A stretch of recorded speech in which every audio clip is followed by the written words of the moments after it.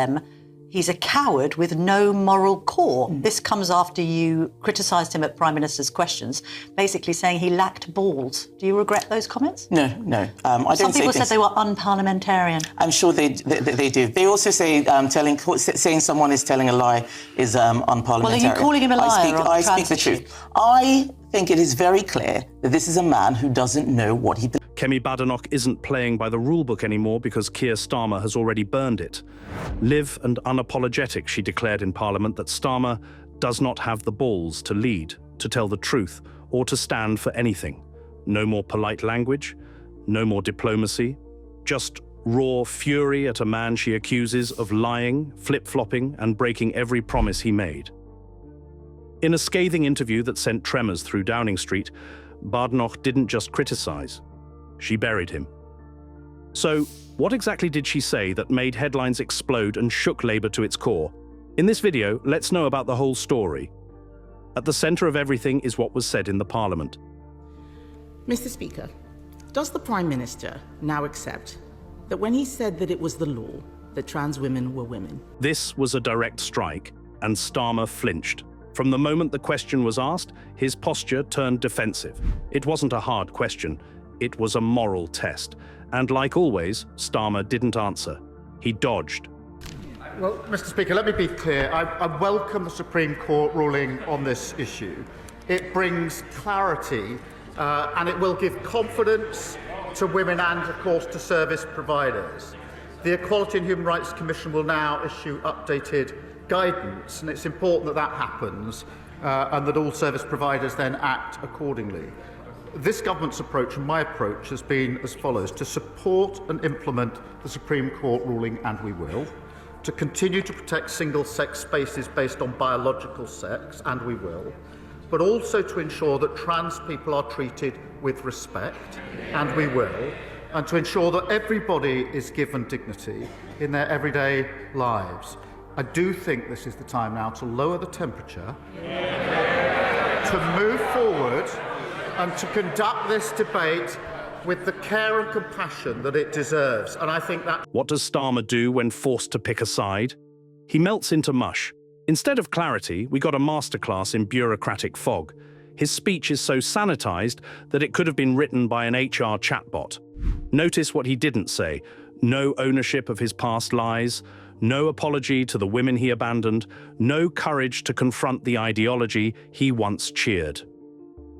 His version of leadership is PR-tested cowardice, ducking tough questions and pretending that tone matters more than truth. Mr. Speaker, he's clearly so uncomfortable talking about this subject. Yes. This is a choice between a Conservative Party that stood up for common sense and a Labour Party that bent the knee to every passing fad. This is a question about moral courage, Mr. Speaker, about doing the right thing even when it is difficult. And the truth is, he doesn't have the balls. The Prime Minister only tells people what they want to hear. He only tells people what they want to hear. He is a weather vane who twists in the wind. He cheered an ideology that denied safe spaces to women and girls because he thought it was cool to do so. He hounded a brave female MP out of his party for telling the truth he accepts now. And now he is hiding behind the Supreme Court judgment. And isn't that because he doesn't know what he actually believes? And she's right. Starmer looked like a man trying to escape his own body. Badenoch exposed what everyone watching already knew. He's terrified of his own record. Not because he believes he was wrong, but because he believes in nothing. His entire political existence is a finger in the wind. That's not discomfort. That's the visible crack-up of a man with no spine. That's why Badenoch just tells the raw truth. Starmer doesn't have the balls. And no, that's not about being macho. It's about being a moral coward. He folded under pressure from activists, betrayed women's rights, and now hides behind the robes of the Supreme Court to avoid admitting it. I can only assume that sounded better when she did it in the mirror earlier on. But the truth is, it doesn't really matter what the Leader of the Opposition says, because nobody believes, none of them, that she's going to lead them into the next election anyway. It's going to be the shadow justice. He's away plotting. That's why he's not here today, Mr. Speaker. and the member for Clacton fighting over the bones of the Tory party. And they think Reform are going to give them their votes without changing their policy. This is the best he had? A smug, sneering, empty swipe at delivery, not at substance? The country wanted answers, and all he gave them was a pathetic deflection. That wasn't a rebuttal. It was a cell phone. His body language screamed humiliation. His words, defensive schoolboy sarcasm. When you have been accused of moral cowardice and your reply is, well, that was rehearsed, you have already admitted defeat. But Badenoch did not stop exposing Starmer only in the Parliament. Is that it's not an opinion poll, that this is about who's going to run local services. I've been, as you say, everywhere, Warwickshire, Gloucestershire, Oxfordshire, and I'm listening to what people on the doorsteps are saying. They are still very angry, but this time they're not angry with Conservatives, they're angry with Labour. Labour has let them down, they're very angry about the winter fuel payment, every other doorstep, and it's not just pensioners, it's their children, their grandchildren are angry about it. And I'm telling them that this is a chance to send Labour a message.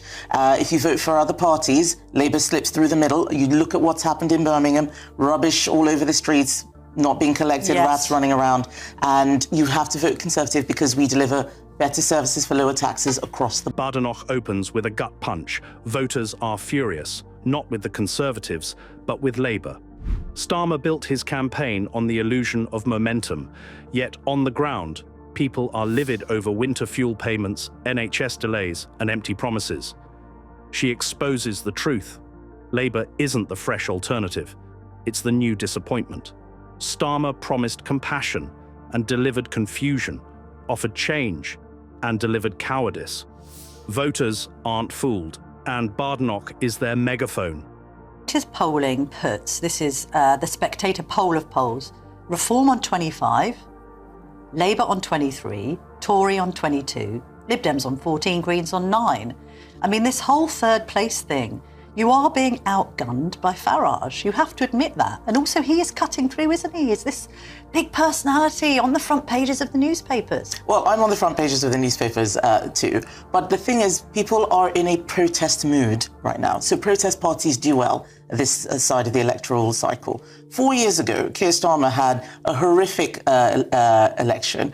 That was when we were polling high, middle of the vaccine bounds. He was completely written off. Today, he is Prime Minister. So the elections shouldn't be used as an opinion poll. People should not vote for them in that way. I need to make sure that I fix my party. People are very disillusioned, and I'm letting them know that the Conservative Party is under new leadership. No more of what was happening in the past, no more of the infighting and all of the rows. It's the other parties who are having all these rows and infighting. The Spectator polling is a humiliation for Starmer.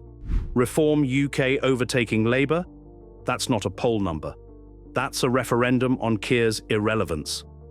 Badenoch tears through the noise and tells the uncomfortable truth. This isn't about political gimmicks or media stunts. While Starmer and Farage compete to be on the front pages, she's focused on the reality behind the rage. Starmer's silence on substance is louder than any headline. Before we continue further, tell us, are you enjoying the video? If yes, please like and share the video and subscribe to our channel for more exclusive videos on the groundbreaking changes happening in British politics. Let's continue now. We have been, we are in the aftermath of a historic defeat. We've never had so few MPs. Of course, it's going to take time.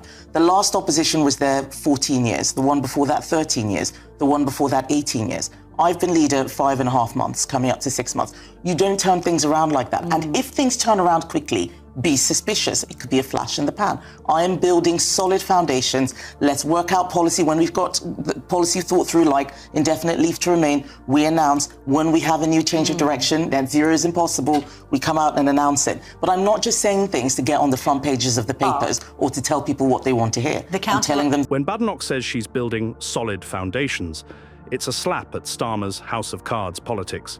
He flips on Policy Weekly, desperate for applause. Badenoch doesn't hide. Yes, the Tories were punished. But unlike Starmer, she owns the damage and pledges reform. She names the cancer in politics, leaders who say whatever works for 24 hours. And no one exemplifies that cowardice better than the man who changes values like he changes neckties. For instance, what you're going to do about immigration. Got Farage coming out this week saying, right, this is what I'm going to do. I'll have a minister for deportations. We will leave the ECHR. We will scrap the Human Rights Act. Yeah. You might laugh. At least the voters know where they stand. Yeah, but we already have a minister for deportations. We have a Home Secretary. They're the minister for deportations. This is what I'm talking about. Just saying things. Aren't people tired of just hearing people just talk rubbish? Our country is not a TV show. With policy, and I have said we are going to stop that conveyor belt to British citizens. We had a big announcement on indefinite leave to remain. I talk about it every week, that people come to this country and immediately just get fast-tracked to citizenship via indefinite leave to remain. That's how we reduce the demand. I've talked about third country deterrence. We've got to get that Rwanda plan working. That's how we fix the boats. So we do have policies. But what I'm not going to do is treat our country like it's a TV show and say, hey, I'm going to have a minister for deportations. We already have that. Okay. That's the thing I'm talking about. Announcements are not plans. They're not policy. Policy is how you're going to do it, not just a headline in a newspaper. Right. Starmer's entire strategy is to speak in vague virtue and hope no one asks how. Badenoch dismantles this farce. Farage may be a showman, but at least he has proposals. Starmer, he throws slogans and hides behind teams of advisors. Badenoch exposes him. No vision on immigration, no clarity on economy, just, I'll get back to you. Her words cut. Our country is not a TV show. Someone tells Starmer to turn off the teleprompter. Starmer, you have said today in the Sunday Telegraph, you've written an op-ed for them, he's a coward with no moral core. This comes after you criticised him at Prime Minister's questions, basically saying he lacked balls. Do you regret those comments? No. I don't Some people say said they were unparliamentarian. I'm sure they do. They also say saying someone is telling a lie is unparliamentarian. Well, are you calling him a liar? Badenoch's now viral claim that Starmer doesn't have the balls wasn't a blunder, it was a declaration. And she doubles down here. Starmer isn't just spineless, he is soulless. No apology to Rosie Duffield, no reflection, no principles, just cold calculation and cowardly silence. Badenoch puts it plainly, this is a man who doesn't know what he believes because he believes in nothing. I think it is very clear that this is a man who doesn't know what he believes. But the thing that I found most astonishing was that he could not bring himself to apologise to or even acknowledge Rosie Duffield, the MP for Canterbury, hounded out of his party with his permission. He was one of those people who was rebuking her. Now the Supreme Court has said that people like me and her were right all along. The amount of abuse that I got from Labour MPs, you would not believe the things they said. So I don't have any sympathy for them right now. Why don't you just... When Badenoch accuses Starmer of lying about the legal status of trans women, she's not reaching, she's citing his own contradictions. He said the law supported his view, then claimed he never said that. That's not confusion, that's deceit. Badenoch isn't throwing mud, she's holding receipts. Starmer wants applause from all sides, but the only thing he deserves is exposure. She delivers it. Nail your colours to the mast and say that he's a liar.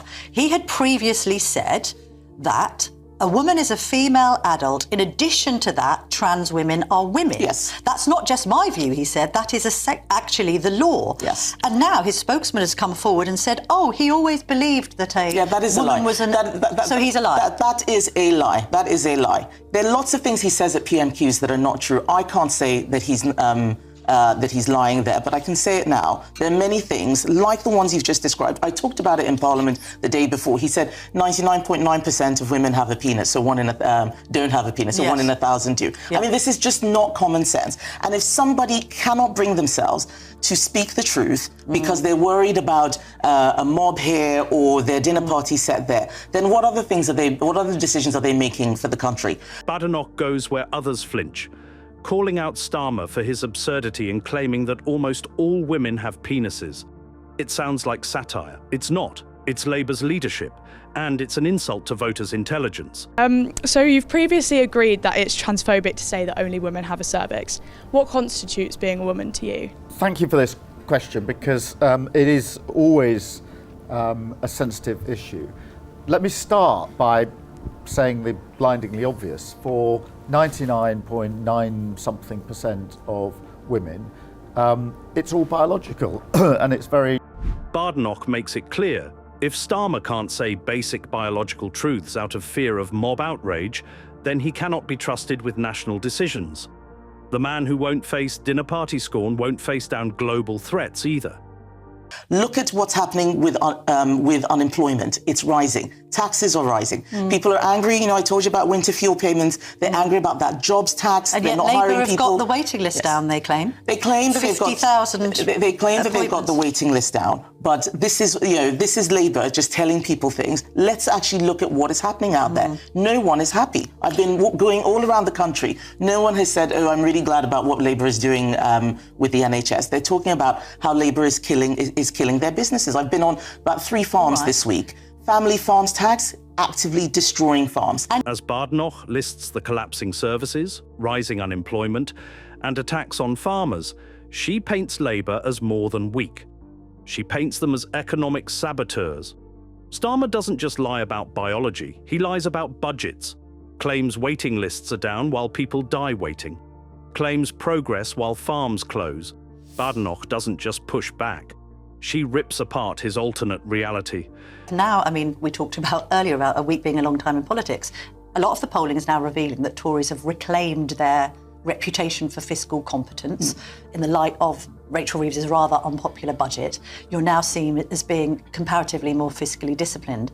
And yet, I've got to be honest, I don't know anything about your economic policies. I don't really know what you stand for on the economy. Shouldn't you be hammering home this advantage a little stronger? Honestly, that is what we are doing. I talk about the jobs tax constantly. I talk about, you know, the national insurance rise. We had a whole press conference on it 3 weeks ago. What are your top 3 economic policies? So on the economy, it's all about looking after business. It's not government that creates growth, it is business that creates growth. What would you scrap? So, well, I've said that we're going to scrap the family business tax that Labour has brought in, for example. But it's about creating a competitive environment. The employment rights bill that Labour's bringing in is going to be another nail in the coffin for businesses around the country. So we're going to oppose that. Would you scrap corporation tax? It rose under the Conservatives. That was a massive mistake. So, as I said, I'm not making policy on TV. There are certain things which I can say, but there are other things that need a very well thought through plan. I can't just say stuff on the back of an envelope. What's your instinct, for instance, about the tax burden? It's way too high. So the tax burden is way too high. That is something that I've said again and again and again. And those are the things that we got wrong when we were in government. Immigration, the tax burden being too high, and the answers that we were given were, oh, we need immigration for growth, or we need to raise taxes to pay for public services. And that's why I've said that we need to rewire this. Even as polling shows voters now trust the Tories more on the economy, Badenoch calls out the elephant in the room. Starmer has no economic plan. She slams Labour's dangerous employment rights bill and dismantles the tax hypocrisy with facts. Starmer wants to tax, spend, and smile his way to power. Badenoch knows that behind every Starmer budget is a death sentence for small businesses. We've already seen some policies. We've come out with policies on immigration. Every day, you know, people say, when are we going to see the policies? The policies are there, more will come. We've talked about the tax burden being too high. How we fix it? We may have to change all of the taxes in the country. We may have to look at a few. But that needs real thinking, getting real economic experts, and then showing our working. It's not just, well, we're going to do this and we'll work it out later. That is how the country got itself into the mess that it's in, by announcements without plans. Badenoch closes with a killer line: announcements are not plans. That's the final nail in Starmer's carefully constructed PR coffin. He offers platitudes, then disappears. He makes promises with no path. Meanwhile, Badenoch offers something rare in British politics today: consequences, clarity, and conviction. And in that comparison, Starmer crumbles. Not because of what she said, but because every word was true. What do you think? Was Badenoch's comment on Starmer not having the balls justified? Or do you believe there should be some kind of decency, even if it's about Keir Starmer? In the comment section, right below, share your thoughts on whether Starmer is not the Prime Minister who deserves respect, because he has lied, betrayed, and given proof that he is away from morals himself. Do you want to watch more videos like this one? If yes, please like and share the video and subscribe to get more updates on British politics and how events are changing it. Until the next video, stay tuned. Next video.